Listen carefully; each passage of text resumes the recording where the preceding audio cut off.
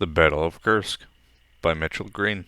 History 216, World War II, W01X, Winter 2021 semester. The dates for the Battle of Kursk started on July 5th, 1943, and lasted until August 23rd, 1943. The German offensive started on the 5th of July, 1943, and went until around July 16th, 1943, which lasted about 1 week and 4 days. The Soviet offensive started on the 12th of July, 1943, and went until the 23rd of August, 1943, which lasted about 1 month, 1 week, and 4 days. Who, what, where, when, why, and how. Who? It was the Germans versus the Russians. What? It was an instrumental, large battle with a lot of tanks involved. Where? It took place in and around the Russian city of Kursk. When? It occurred on July 5th, 1943, and lasted until 23rd of August, 1943. Why? The Russians were doing all right, but needed to keep the strategic town of Kursk, so they put a large portion of all their resources into keeping that town and its surrounding areas. The Germans needed to take it because it was the last unoccupied town in the way to defeating the Russians. How? The Germans attacking with many armies using their tanks, tactics, men, and vehicles, and the Soviets had to defend with their armies, emplacements, MG nests, artillery, and also their tanks. Background history. This battle, the Battle of Kursk, was a continuation of the Battle of Stalingrad. The Germans thought of Operation Citadel as a continuation of the battle, in which the Germans were pushed far back into the Russian countryside. The Germans were greatly displeased with the results and were very embarrassed. Therefore, this battle was partially them trying to avenge their dignity. The Soviet army at the east. The Germans thought of the Soviets as a second-rate fighting force that shouldn't be worried too much about and would fall as fast as the French did. Stalin recently had most of his generals executed as well, so the Germans thought that they could easily take on the Russians and defeat them. He expected them to be very unorganized and not mount a good defense or offensive against the technologically superior German army. The Soviets were at the Germans' eastern border. And again, because the generals of the Soviets, most of which were executed, the high command of Hitler's army, thought that they would be incredibly disorganized and not basically know how to do their jobs. And so they planned to take advantage of this, and that was the Battle of Kursk. The American and British army were at the west. Germany was much more fearful of the Americans and British forces. They respected them more and thought of them as a professional army, much like themselves. Germany had intelligence that the Americans and the British were mobilizing a very large army in Britain and were going to attack in the near future. Germany was very worried about that and began preparing and planning against that threat, much more so than against the Soviets, which again, they didn't find or think of as much of a threat. France fell with Blitzkrieg very fast. So fast, in fact, they very much got a big head and thought that they could defeat the Soviets in the same fashion. They thought of them as pushovers, much more so than they really were. They thought of them as inferior and rudimentary, and therefore completely underestimated their capabilities. The Germans thought that the Soviets would fall in a matter of weeks, and maybe in a few months, citing as to how quickly France fell. Germany delayed its attack. Germany would have had a much better chance at winning the Battle of Kursk, and maybe the whole war to some extent, if they continued their lightning war, also known as Blitzkrieg. Germany instead insisted, by following orders of Hitler, waited to take Kursk and the surrounding areas instead of continuing on with the momentum that they had. According to the History Channel, Hitler delayed the attack so that his forces could have the newly produced Elephant and Ferdinand tank destroyers, along with the Panther D. And because of the weather, the ground was very mushy in the springtime, because of all the melting snow, and for the vehicles to traverse properly, they needed better weather, or they needed things to dry down so that the ground would harden and that no vehicles would be bogged down because of that. The Soviets put up very large defenses around Kursk. Since the Allies knew that the attack of the Germans were about to go at the Soviets, they immediately notified Stalin of this impending attack. They suggested he put up large defenses at and around Kursk, and that is exactly what Stalin did. The defenses that he put up around Kursk were incredibly immense. They had 3 main lines of defense. Each had numerous anti-tank guns, traps, mines, barbed wire, MG nests, emplacements, bunkers, artillery, tanks, trenches, infantry, and more. You get the idea. They had an incredible defense. The combined depth of the defensive belts were around 25 miles or 40 kilometers deep. The defense was what military historian Dennis E. Shallowater said is the most formidable large-scale defensive system in the history of warfare. A triple-ringed matrix absorbing almost 1 million men, 20,000 guns and mortars, 300 rocket launchers, 3,300 tanks. Russian engineers uncoiled more than 500 miles of barbed wire and laid almost 650,000 mines. The location. The battle took place along the border of what was Russia. On the eastern side, it was controlled by Germany, and on the west, the Soviets. The bulk of the fighting took place at and around Kursk, Russia. Kursk was a stronghold that Germany needed to defeat in order to push the Soviets back further and eventually defeat the entire Soviet army. Up until Operation Citadel, the Germans were rebuffed and held back from advancing at Kursk. All the land around this area was already captured and controlled by the Germans. This area formed a bulge that the Germans needed in order to get through and conquer the rest of Soviet Russia. The area was in the countryside with some major roads, lots of fields, and some woods. A very rural area. Not that many major roads, and not as mechanically complex as much of the German cities. In the spring and early summer, the land is often very saturated with water because, again, of the snow melting and the rain. This tended to slow down heavy vehicles that had very little ground pressure, greatly reducing the speed of any army trying to traverse it, including logistical assets. So the ground was very, very muddy. This slowed down Russians from invading, and also slowed down the Germans from invading, and slowed down the Russians from reinforcing assets. Every army caught in this mush would be slowed down and or stuck. Many vehicles, such as armored cars, had a lot of weight but not much ground pressure, which is where the tanks came in place. They generally had pretty good ground pressure because of their tracks. German forces. The Germans had around 2,700 tanks, 800,000 men, 1,800 aircraft, and 10,000 artillery and field guns. These were, for the most part, technologically superior to the Russians, but nonetheless a huge fighting force, the likes of which have really never been seen afterwards. The Soviet forces had somewhere around 4,000 tanks, 1,300,000 men, 2,400 aircraft, around 20,000 artillery and field guns. Germany. Germany had Operation Citadel. That was their plan to take Kursk. The Soviet Union had Operation Kursk, and that was their defense Operation Citadel. The Germans wanted to attack the bulge at Kursk so that they could move on and conquer the rest of the Soviet Union. Once Kursk fell, they would go to Stalingrad and eventually try and take over all the other Russian territory.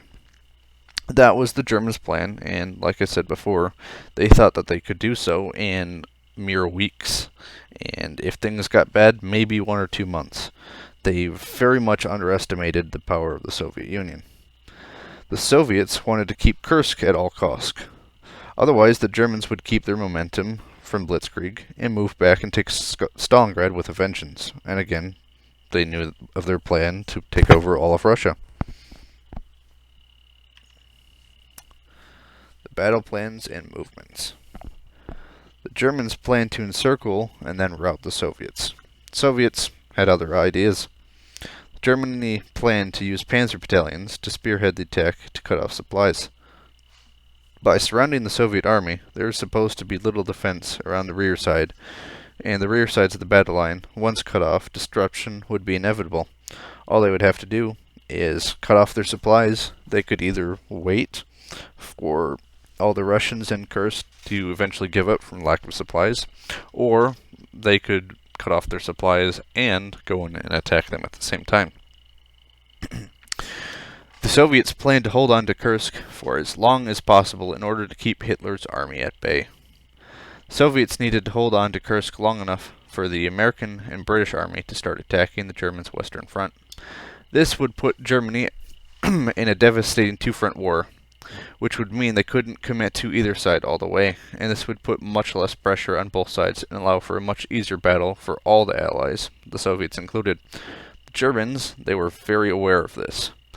That is why they tried to take all of Russia as quickly as possible, and the only reason they started the fight at Kursk was because they thought that they could, in fact, defeat all of the Russians very quickly, and then all they would have to do is fight the Americans and the British on the eastern side, which, although formidable, and they thought of themselves as professionals, they would still be able to put forth all of their resources towards that front, instead of fighting the two-front war.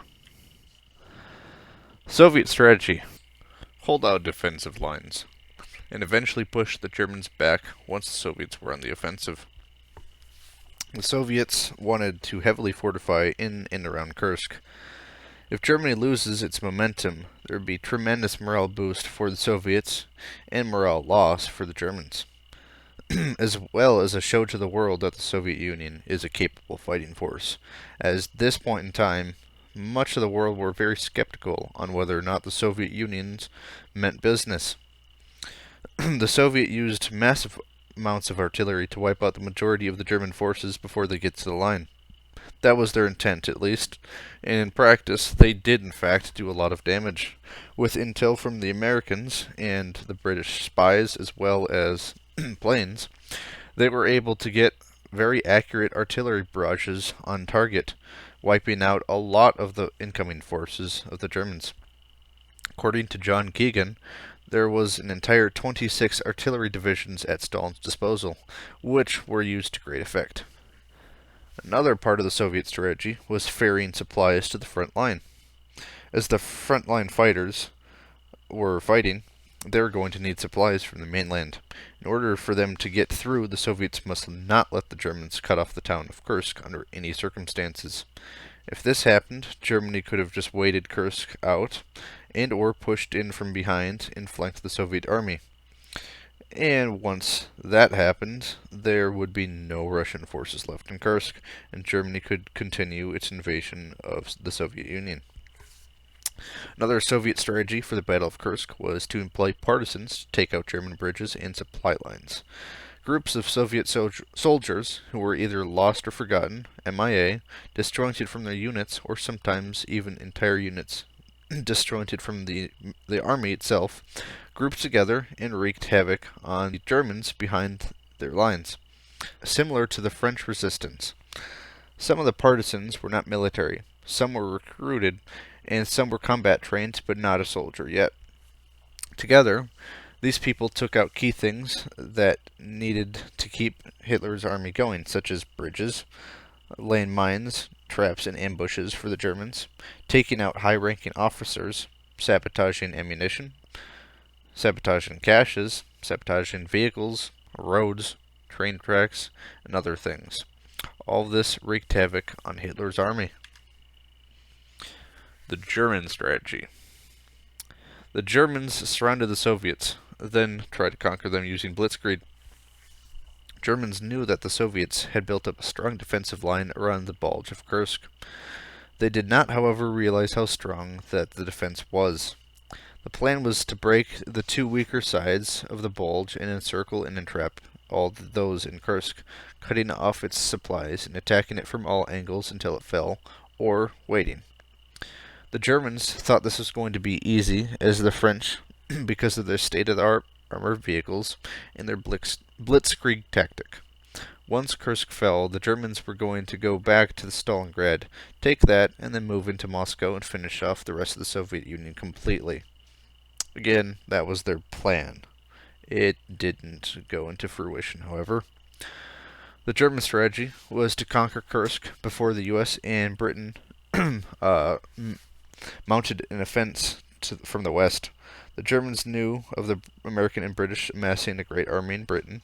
They knew that they would attack soon enough, and so were going to try and take out the Soviets entirely before the American and British mounted their attack and would begin the siege of France.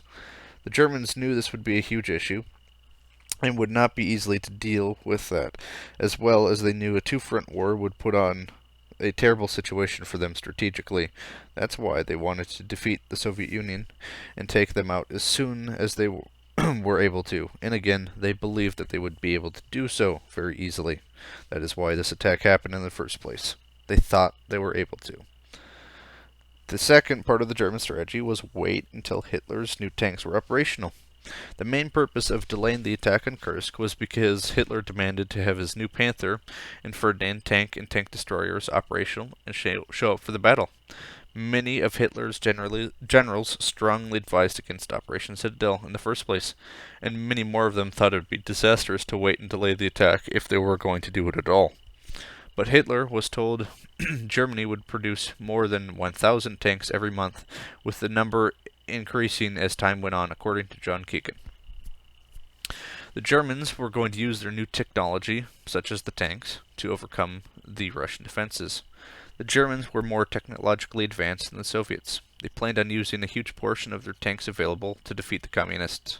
The Pak-43 field gun, for example, was a great and widespread 75mm anti-tank gun, as well as the new Ferdinand tank was supposed to be able to knock out an enemy tank's fortified position and emplacements from up to 3 miles out. They were designed to be able to locate and kill enemy outside the range of the Soviet tanks that could even see them. That is why a large part of the German high command suggested Hitler wait. It was for those two vehicles specifically, which were very great against long-range battles. The timeline of the Battle of Kursk. On Monday, July 5th, 1943, the Germans enacted Operation Citadel, the attack on Kursk. The operation starts early in the morning, but is delayed due to Soviets' accurate artillery barrage, as I mentioned earlier. On Tuesday, July 6, 1943, Soviet Marshal General Rakovsky and his Central Army tried to counterattack the German offensive. The counterattack slowed the German army drastically. Only about in total of 5 miles of ground is covered by the Germans. That, again, is a huge blow to the German army, as they expected to take a lot more land, especially with their new tanks. On Saturday, July 10th, 1943, Soviet defenses against the Germans were so intense that German General Hoth had to bring in his reserve troops into fighting, which is not something that is ever done unless absolutely necessary. On Sunday, July 11th, 1943, Soviet generals Zhukov and Valesky are given complete control of what happens regarding Kursk, letting them command the Red Army however they see fit in order to continue winning. This order was given by Stalin himself. So at this point, the Russians are very happy with the defense they put up, and Stalin is as well, which is why he gave those two complete control over the rest of what happened. And he was not let down.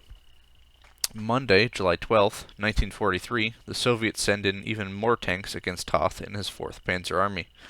Monday, July 12th, 1943, a massive battle involving more than 1,000 tanks of the German and Soviet Union armies fight near Pakhovka. Monday, July 12th, 1943 as well, Soviet General Sokolovsky mounts another counteroffensive against the Germans. Tuesday, July 13th, just a day after, Adolf Hitler orders that the end of Operation Citadel is now in effect. The Thursday after, on July 5th, 1943, fighting in Kursk ends officially. And on Friday, July 23rd, 1943, German army forces are pushed back to their original starting positions by around the state. On Monday, August 23rd, 1943, Kharkov is taken back by the Soviet Union, another small little town around Kursk that the Germans had occupied beforehand. Monday, August 30th, 1943, the German Army Group Center is now in a full retreat, running with their tails behind their legs. Very, very unprofessional. Thursday, September 30th, 1943. The German army falls as far back as Dnieper River. One of the instrumental tanks fighting in the Battle of Kursk and much of World War II was the T-34. This was a Russian medium tank with very good mobility. It had a Model V2 34, which is a 38.8 liter V12 diesel engine, making around 500 horsepower. It had a power to weight ratio that was much greater than the Panzer IV and even the Sherman, but similar. Still a little better. Had a top speed of 33 miles an hour. The T-34 had wide tracks from the get-go, something of which much of the Panzers did not. These wide tracks allowed for more surface area on the ground, which meant the ground pressure was lower. This lower ground pressure meant that they could traverse swamps more easily than vehicles that had a higher ground pressure. This basically just made the off-road capabilities much greater. The T-34 was noted as having a massive sloped upper front plate, as you can see here. This allowed the projectiles to do less damage because the armor, which was 45 millimeters thick, is sloped at an angle, which means the round actually has to penetrate more than 45 millimeters of armor. The T-34s, during the Battle of Kursk at least, had a pretty decent 76.2 millimeter cannon. These were adequate when used in close range against much of the German vehicles. It would have a very hard time cracking the German Tigers and Panthers, however. T-34s were pretty darn reliable, at least compared to their German counterparts. But the only one of the issues with the T-34s is poor crew training. The T-34s had a service life of only around 100 hours, which means crews were very rarely, if ever, allowed to practice in them. Their commanders, generally speaking, would not allow crews of T-34s to practice at all. All they could do is get in, look around, feel the controls, and that is it. They were not allowed to shoot. They were not allowed to drive anywhere unless it was to battle. This meant that the operation of the T-34 was greatly reduced compared to what it could do if the crews were well trained. The T-34 had very bad visibility. This meant that it could get shot a lot easier than the other vehicles of other armies, such as the Germans, which had a lot of periscopes, which were more situationally aware. One of the greatest things about the T-34, however, was that it was very cheap and easy to mass produce, which meant there was a lot of them. The KV-1, which stands for the Klement Voreshkov. This one in particular on the screen is the ZIS-5 variant, which has extra 25mm armor and a better gun. This was Russia's first heavy tank. It had very thick armor at 75mm all the way around the hull, which meant it was very hard to penetrate by basically everything. Many vehicles, many guns, were not able to penetrate this vehicle at all, and only the heaviest vehicles could do much damage against the KV-1, such as the Tiger and New Panther. Much of the other vehicles, such as the Panzer IIIs and Panzer IVs, would have a very hard time cracking this beast. This KV-1 also had a 76.1mm cannon, which is quite decent. Same one as on the T-34 at this time. The T-34 eventually got upgrades that allowed for a better gun, but and this did too. One of the next vehicles we will talk about. The KV-1 had decent reliability, just like the T-34, and it had an abundance of parts, also like the T-34, something of which most of the Germans did not. The KV-1, however, being a heavy tank, had very heavy armor and not a much better engine, so it was very sluggish. It had the model V2 V12 diesel engine, which made 600 horsepower. It had a power-to-weight ratio of 13 horsepower per ton, and only a top speed of 22 miles an hour on road. So, very slow, very sluggish, but it could be hit by an awful lot and keep going, which is what they were designed to do. These were a lot more expensive than the T-34s, however, so they didn't have quite as many, and they had to use them sparingly in good situations. The KV-85. This is an upgraded KV-1. It has the same hull construction as the normal KV-1, but this had a different turret and different gun mounted on the turret.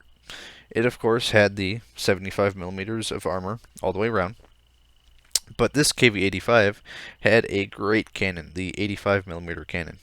This was somewhat of a prototype to the soon coming IS-1 heavy tank, and it had the same gun and turret as the IS-1 heavy tank, which fought in battles after the Battle of Kursk.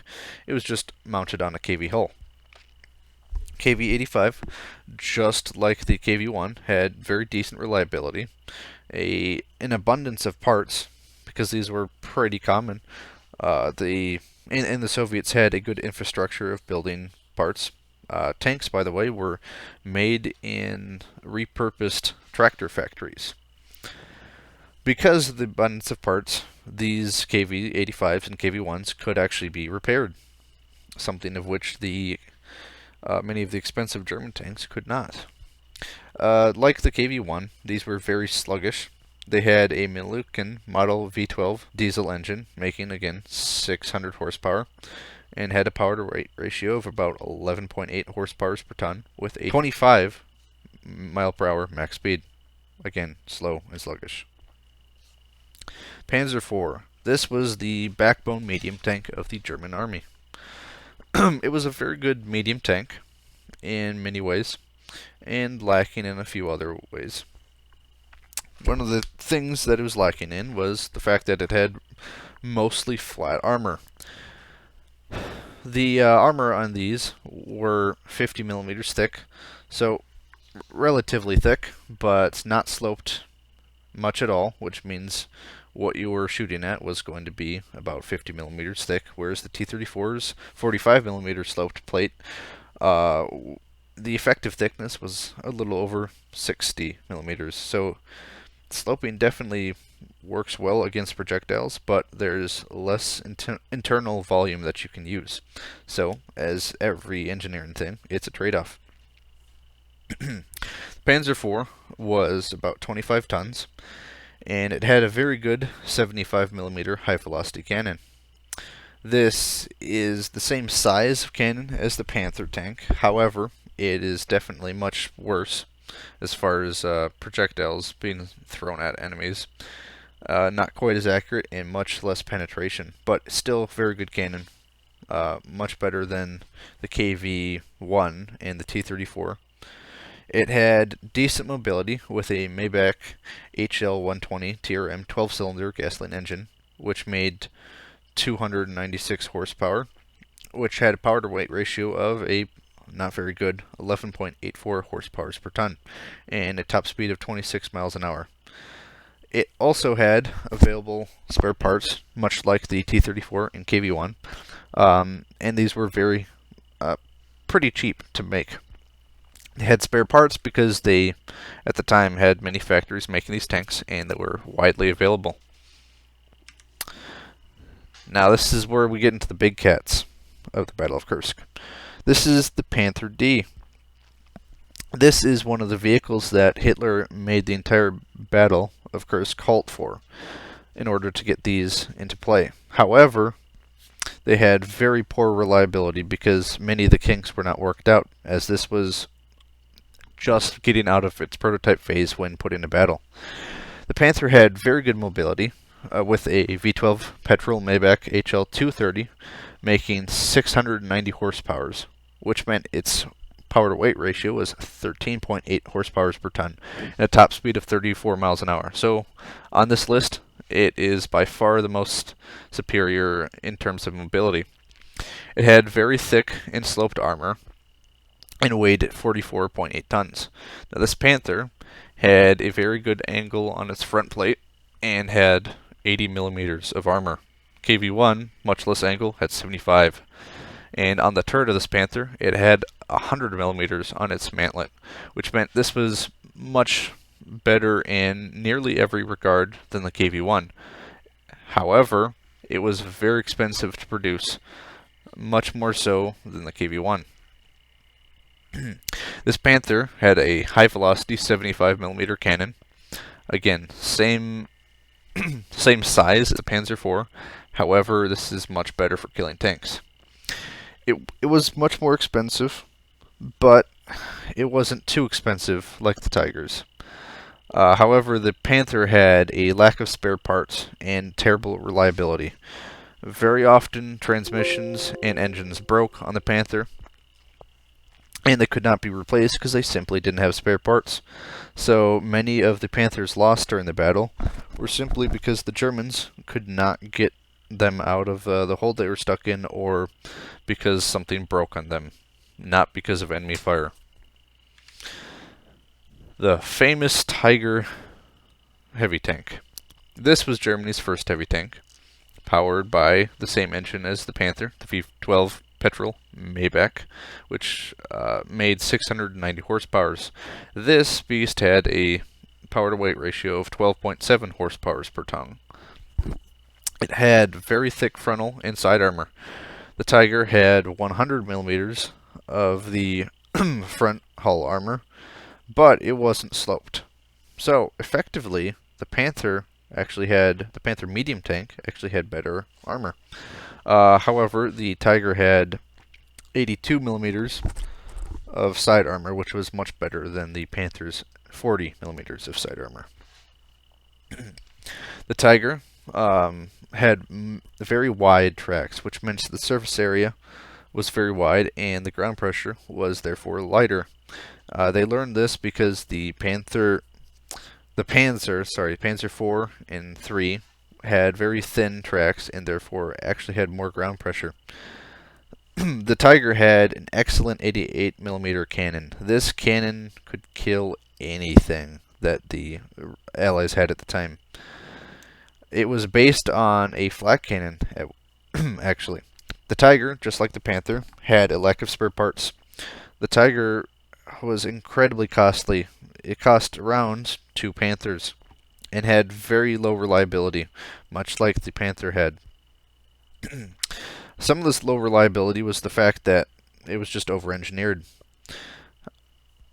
Sometimes Tigers were sabotaged from slave labor because these were so hard to build. They sent many of their slaves to work on building Tigers. And of course, when you're forced to work against your will, you don't like that. So many people sabotage these. Commanders of the Soviet Union: Georgy Zhukov, Konstantin Rokorovsky, Ivan Konev, Pavel Rotmistrov, Kirill Moskalenko. Georgy Zhukov was a Soviet general and marshal of the Soviet Union. He was very influential and part of the Communist Party. He was coordinator for the Battle of Kursk and considered to be the main planner for the battle alongside Vasilevsky. He was very well disciplined and hard on his troops, but was respected because of it. And because of his victories and results, he was a very stereotypical general, but got work done and did it well. Konstantin Rokorovsky was a Soviet and Polish officer who became Marshal of the Soviet Union.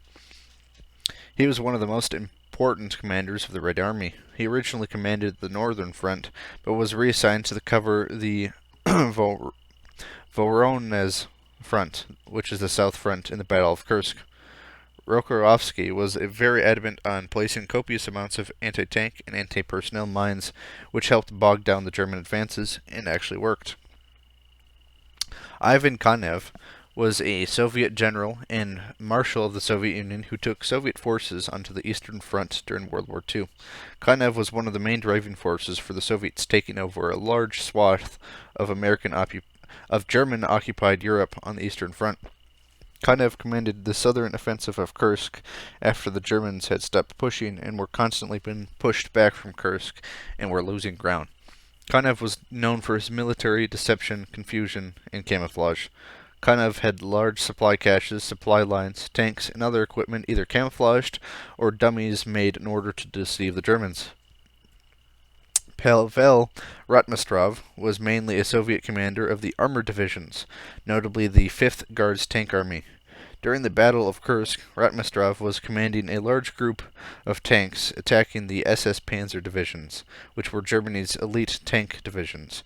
In order to make up for the Soviets' generally inferior guns, he commanded his troops to push very fast and very hard against the German forces. This meant both sides had mostly accurate shots, as they were within 200 to 300 meters from each other, and both sides suffered heavy losses, with the Germans losing the battle. This resulted in Rotmistrov being taken out of active duty command in the Red Army because of the heavy losses he sustained.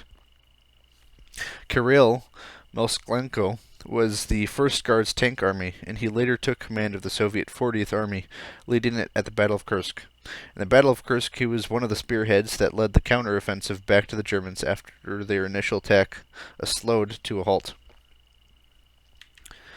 Commanders of the Germans. We have Heinrich von Manstein, Hermann Hoth, Werner Kempf, Walter Model, Otto de Block, and Robert Ritter von Greim. Erich von Manstein was a Nazi field marshal, equivalent of today's 5-star general. Manstein was one of the German generals that tried pushing Hitler to start the attack on Kursk immediately instead of waiting, as Hitler later decided. Manstein commanded many troops during the Battle of Kursk. He oversaw a large number of troops, such as the 9th Panzer Division that he sent to attack the Russians at Kursk. Both sides were very bloodied, with more than 25,000 German casualties alone under Manstein's command. That's when Hitler called off the attack because the losses were too great. Manstein protested, telling Hitler that the Soviets were greatly weakened and it would take their reinforcements too long to assist, so it would be a great time to continue pushing. Hitler, however, refused and commanded him to retreat, and he did so. Hermann Hoth was in command of the 4th Panzer Army, which he tried to pierce Soviet defenses from the south in a pincer movement. He broke through Soviet lines slowly up until the Battle of Pravka. They were halted. After the Germans started getting pushed back, he had orders to make his army retreat. They did so, but even Hoth's lines were broken by the Soviets, going on the attack until they pushed all the way back to the river of Dnieper. Werner Kempf. Kempf was a German general, most notably for his commanding of the troops during the Battle of Kursk. He was a corps-level commander and was part of the army group of the southern push into and around the town of Kursk. Walter Model started off as being hard on his soldiers, demanding them to be very professional, but later was known for his expertise in defensive tactics, and later was called one of the best defensive tacticians of the German army. He was the lead of the northern attack in and around Kursk. Model was not sure about the success of Operation Citadel, but did his best when commanded to attack. He was one of the commanders that convinced Hitler to attack once the new tanks were at his command and the ground got firmer. Otto de Block and Robert Ritter von Greim were both Luftwaffe commanders during the Battle of Kursk. Aircraft. We have Focke-Wulf FW-190, Henschel HS-129, Junkers Ju-87, the Aleutian IL-2, the PE-2, the Yukharov Yak-9. All were very important instrumental aircraft of the World War and were instrumental in the Battle of Kursk. The Focke-Wulf 190 was one of Germany's main fighters. It was a very fast plane, not very good at turn fighting, but had many cannons and were very deadly to ground and other aircraft. The Henschel HS-129 had a very big anti-tank cannon mounted at the front. This was designed as a strike aircraft to attack tanks, and did so with some success. The Junkers Ju-87 was the dive bomber of choice for the Germans, and they used this to attack many Russian tanks and fortifications to some effect. The Russian Aleutian IL-2 was also a ground attacker, and did so quite well. The PE-2 was a Russian bomber. The Yukharov Yak-9 was which was Russia's main fighter. Also had a few cannons and few machine guns. The Junkers Ju-87, which is also known as the Stuka. It was a dive bomber and attacker. It was very slow, however. The G variant, which is shown in the picture, had a top speed of only 195 miles per hour. It was an interwar designed in 1936 and was very outdated by the time the war came into effect.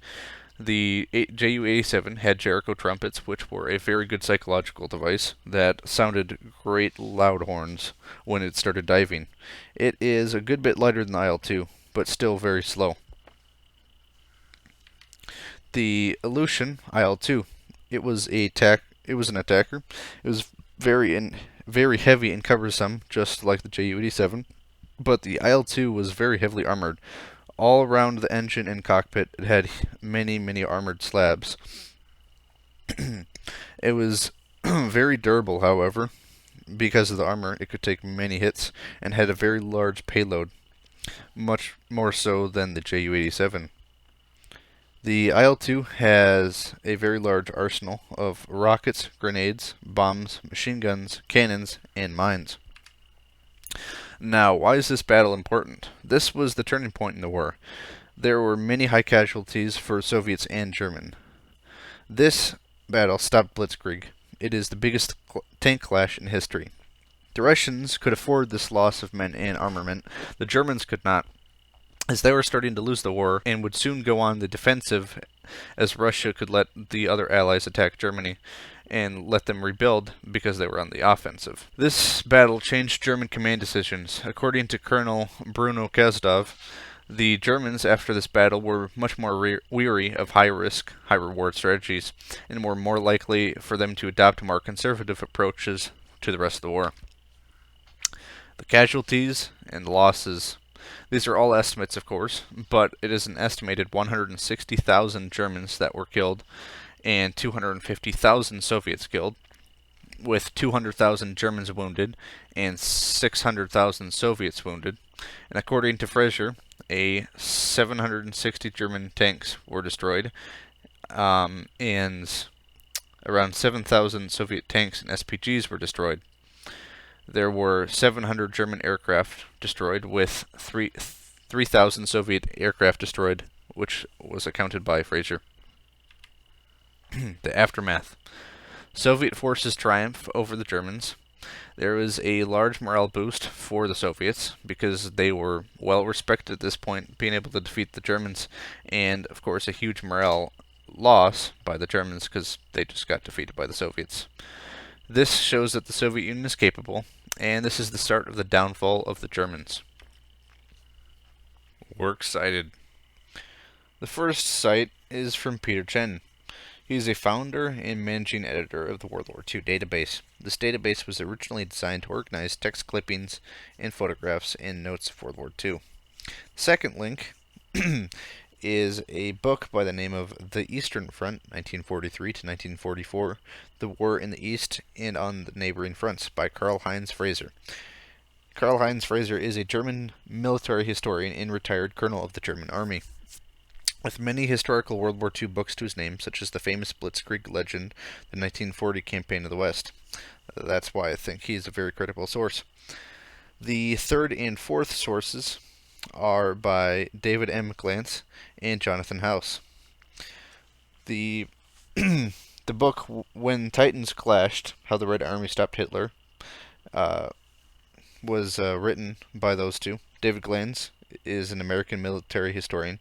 He received degrees in history from the Virginia Military Institute and the University of North Carolina at Chapel Hill. He's a graduate of the U.S. Army Command and General Staff College. Defensive Language Institute, Institute for Russian and Eastern European Studies, and a graduate of the U.S. Army War College. He also wrote the book The Battle of Kursk, published by University of Press of Kansas. The next link is from History.com, the History Channel. It is a television channel dedicated mostly to explaining and depicting parts of the history while citing historians and historically accurate texts in books.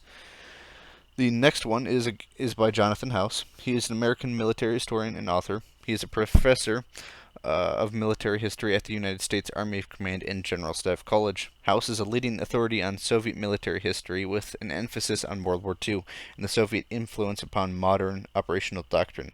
House also is a professor of military history at Oxford. It is called The Battle of Kursk, an analysis of strategic and operational principles by Colonel Bruno Kasdorf, who was a colonel in the German army, in the class of 2000, published by the U.S. Army War College in Carlisle Barracks, Pennsylvania.